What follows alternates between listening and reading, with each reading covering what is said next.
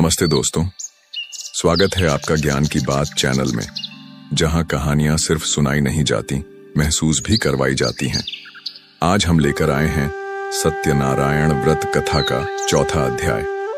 लेकिन कथा शुरू करने से पहले अगर आपने हमारे चैनल को अभी तक सब्सक्राइब नहीं किया है तो जरा प्यार से वो लाल बटन दबा दीजिए और साथ में वो बेल आइकन भी, क्योंकि ऐसी ही कथा और कहानियां हम हर हफ्ते आपके लिए लाते रहते हैं।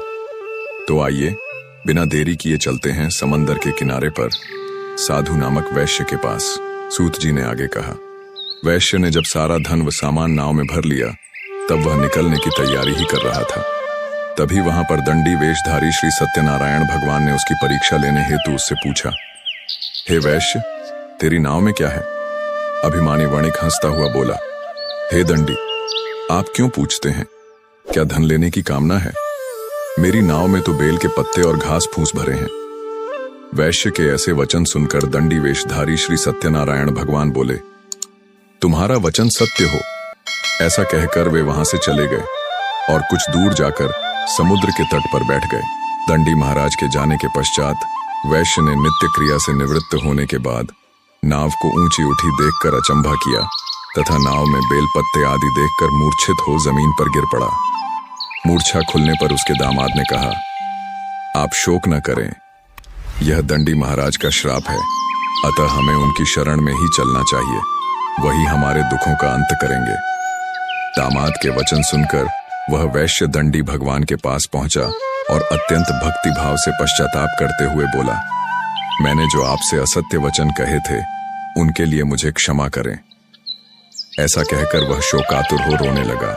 तब दंडी भगवान बोले, हे वणिक पुत्र, मेरी आज्ञा से ही बार बार तुझे दुख और कष्ट प्राप्त हुआ है, तू मेरी पूजा से विमुख हुआ है।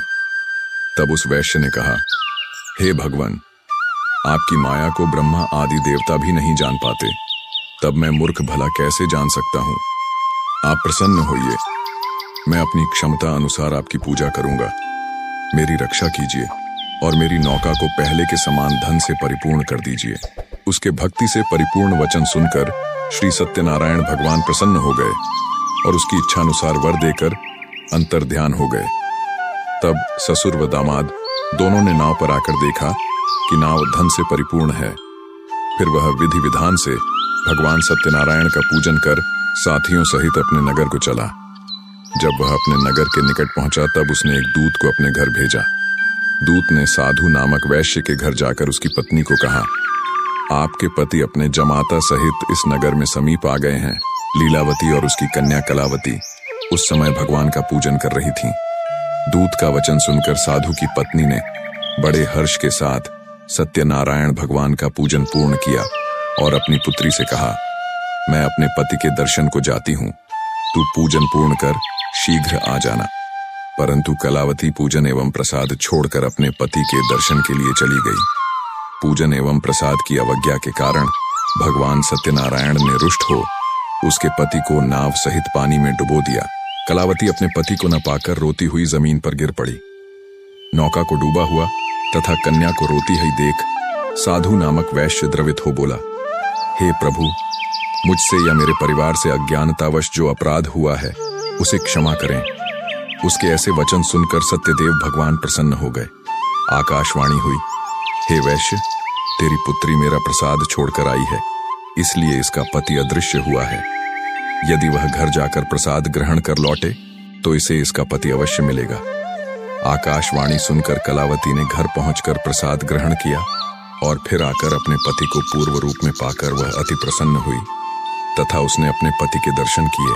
तत्पश्चात साधु वैश्य ने वहीं बंधु बांधवों सहित सत्यदेव का विधिपूर्वक पूजन किया। वह इस लोक के सभी प्रकार के सुख भोग कर अंत में मोक्ष को प्राप्त हुआ।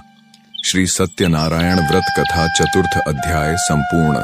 तो दोस्तों, कैसी लगी आपको आज की कहानी?